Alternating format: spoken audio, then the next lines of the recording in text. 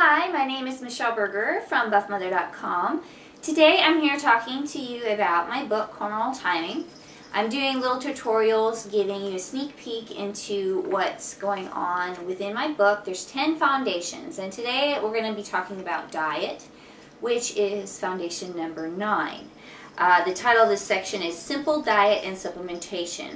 Now, I believe in simple diet, and what I mean by that is to not get bogged down by trying to be too perfect, counting every single calorie, having to log single thing down. As a busy person, you need to find a system that is very simple. And I believe that I have enabled a lot of women to succeed with their diet because the system I teach is very doable. So basically what I do in this section, starting on page 95 of my book, is break down your diet into some key components.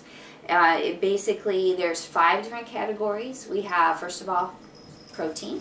Then we have carbohydrates, we have fats, we have greens, and we have treats. And in conjunction with that, we also have liquids like water and coffee and things like that. But water is also a key component. But basically, foundation number 9 leads to success tool number 9, which is the 5, 4, 3, 2, 1 diet.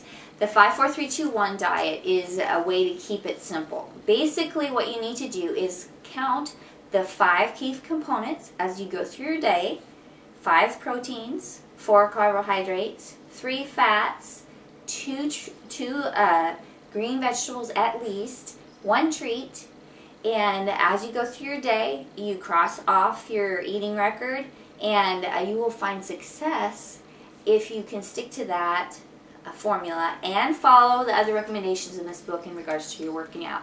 Now, I am a huge believer that working out and eating go hand in hand. If you're not working out, you're not going to eat properly, and vice versa. It's very key. Dieting alone can only do so much, but it's very difficult to eat healthy and make proper nutrition choices if you are not working out. And if you are working out but not eating correctly, you're going to really see your workout suffer, and you're going to soon realize that the two go hand in hand. Now, the recommendations on the amount of food, the amount of protein in here is based upon the recommendations that I give you for the workouts. So I'm big into weight training. I really want you to weight train, and so that's why it's a very high protein diet compared to a more traditional diet. So basically, you just eat 5 servings of protein a day, 4 servings of carbohydrates, and 3 servings of fat. Fat is vital important in your life. Fat is misunderstood so much by the popular media, and especially women of my generation. We grew up in the fat-free generation, and we're scared to eat fat. Fat is actually very good for you. It's very good for anti-aging. It's very good for your metabolism. It's very good for your hormone production.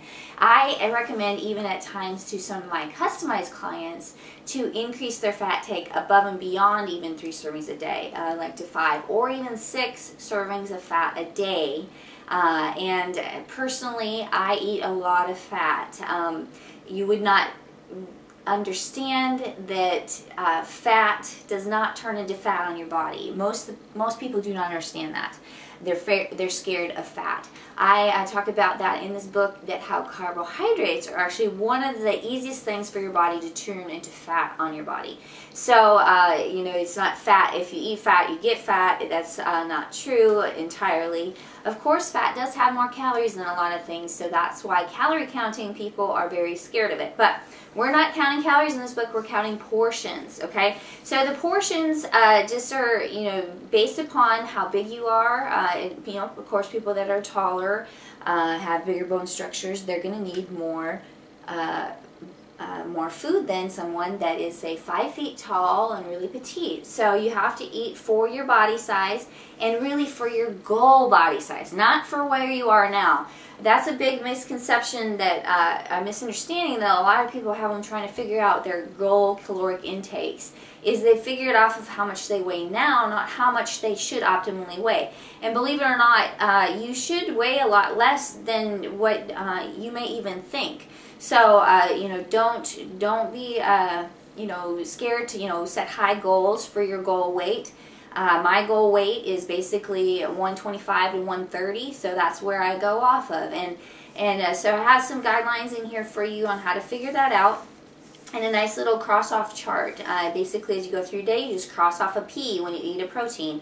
You cross off a C when you eat a carbohydrate. And really, you know, I have some questions about from people about, well, what if it's kind of both? What do I do with it? Just pick one category and put it there, or you can maybe count like a half. But typically, you know, if you're eating kind of a fatty meat, you may want to count it as a fat or over a like say pepperoni or something like that. That's one of those things that's more of a fat than a meat. But you know, if you're really trying to fudge to get in some of those proteins, you might want to count it as your protein.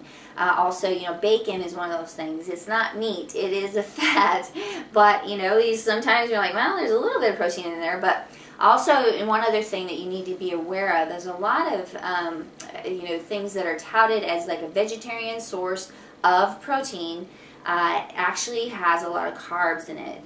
One of the examples of that are beans. Certain varieties of beans, yeah, they do have some protein in them, but they all are mainly carbohydrates. So, you know, watch out for those sneaky carbohydrates. 4 carbohydrates per day is not very many. They add up very quickly. Also in condiments like ketchup or barbecue sauce and dressings, things like that. So now, on page 99, I talk about how to KISS. Is the acronym for Keep It Simple, Sweetheart. Really keep your diet simple. That's the way for long-term success. Now, I do believe in, from time to time, being really staunch about food journaling, counting your calories, so you learn. Once you learn that, once you know what different things are and things like that, you know, every once in a while, yeah, maybe you need to kick it up a notch and really start charting and journaling and looking up nutrients and plugging it into maybe MyFitnessPal or something like that. But overall, in your everyday life, you don't have time to be focused on that. And that's why people go through an all or nothing mentality with it. They're like all into, you know, charting, and then you know, they don't have time for it, life gets busy, and then they just completely fall off the wagon. So this system is meant for like a lifetime long system, where you can just, pretty soon you're going to be able to just count off in your head even, or you know, just take a whiteboard and just write down, you know, every time you eat a pea, like on your refrigerator or a little notebook, or even on your phone, you know, in the notes section. So you need to definitely plan ahead. I always have some nuts or beef jerky or some sunflower seeds or maybe a protein bar in my purse, in my bag, in my car. Always plan ahead so that you are prepared.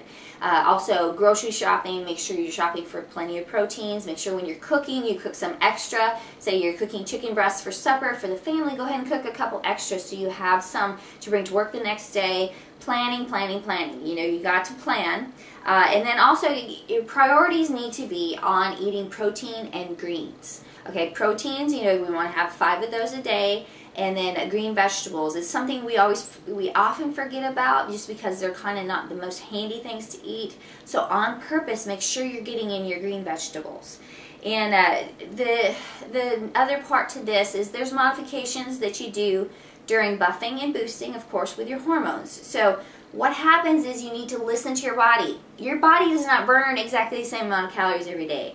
On leg day, your body will burn more calories than any other day of the week, because it is so strenuous, and your big muscles on your body really burn a lot of calories. So you may have to plan ahead by, you know, allowing yourself to eat a little bit more portions that day. Don't really think that you have to be exactly the same every day, and really listen to your body, and also really listen to your biorhythms.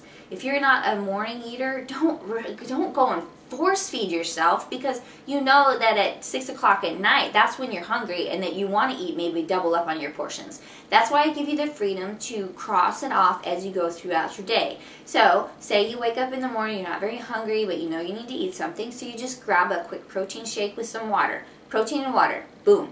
something in your stomach, something to just carry you through until lunchtime. Lunchtime, you have a light lunch. You're not really hungry yet, but you need to eat, and definitely you eat some, you eat something well, but then you save the majority of your calories for dinner. So maybe you'll have a double size portion of protein, double sized portion of fat, double sized portion of carbohydrate, and then later on, a couple hours later, you're hungry again. So that is called listening to your biorhythms, okay? And something very important, as you're working out, as you're really getting your metabolism roaring, you need to focus on the fact that your body's going to be more hungry. Your metabolism is roaring, so you need to try to eat every 3 or 4 hours. Don't go super long extended periods of time during the day without eating, because you're going to find that you have a chance of overeating, or just that you're not fueled for the activities that you're trying to do. It's namely your workouts, and you're not. Everything you eat today affects your workout tomorrow. Everything you eat right before your workout affects that specific workout. Everything you eat after that workout affects how well you recover from that workout. So unless you want to be constantly sore, constantly tired, you need to pay attention to the fact that you need to be fueling your body. And then also you need to drink a lot of water. Water is vital for weight loss and flushing toxins out and helping your muscles recover from strenuous workouts. So, there's just so many great options in this chapter. We talk about huge food lists. You can see these food lists. They are lists and lists of food that give you ideas for what to eat for your proteins, your carbohydrates, your greens. Also, there's a really nice chart in here about kind of how to time your meals depending on what time of the day you work out. So if you work out early in the morning, it gives you kind of a little meal plan for that. Or late in the night, in the evening, you can definitely modify like I said, when you eat, what you eat before you work out and what you eat after you work out are the two most important times of the day to pay attention to your nutrient consumption. Okay, and then I just talk about supplementation also in this book. I still believe in all of these items in here. They're ones that aren't just like, I used to take that, but I don't take that anymore. Basically, I talk about every woman and every person needing to start off with a good base multivitamin. And women also need to make sure you're taking some calcium for your bone health. And not just your bone health, it also affects your hormones. And then I also have a hormonal timing pill. And that pill is formulated by me for this system. We have a buffing pill and a boosting pill, and it's all about supporting your natural hormone production. What we need are the building blocks to make our hormones properly, and that's some of what I talked about with eating fat. You need to eat fat, but you also have to have some other vitamins in your system in order to make those hormones properly, one of which is B6. And it's one that many women are a little low on, and the hormonal timing pills, they contain that, along with some other really fun nutrients that help you in either phase of the month. Like for instance, during the boosting phase, I have a supplement in there called Raspberry K, and you may have heard of this lately, but it's a great appetite suppressant. I tell you what, it really helps control my hunger when I take the boosting pill and during the PMS phase and my cravings. And then during buffing, I have a little bit of caffeine in there, just a little bit, just enough to just kind of get you rolling, get you revved up, give you a little energy boost. And then so we really talk about the different aspects of why the hormonal timing pill really helps you succeed on this program. It helps you remember that what you're doing and things. We talk a little bit more about protein supplements, fat burners, L-glutamine, which is an awesome supplement, NO2 supplement, and joint supplements, creatine, and really lay it out for you on why some of those supplements are beneficial and how they're tried and true sports supplements that will definitely help you in your journey towards becoming fitter and stronger and more buff and more beautiful. So I hope you take some time to look over your hormonal timing book and really read through these items. Also, please feel free to email me or text or get in touch with me through Facebook or through my teambuffmother.com rally room. This book is worth its weight in gold, so if you haven't purchased it yet, please do. It's available on buffmother.com or on Amazon. I also have ebook versions, but personally I'm a hands-on type reader, so I love that's why I had the book published. I also have a book called After Baby Abs with all my ab secrets in it. So check those out on buffmother.com, and thank you for listening. Take care. Have a super day.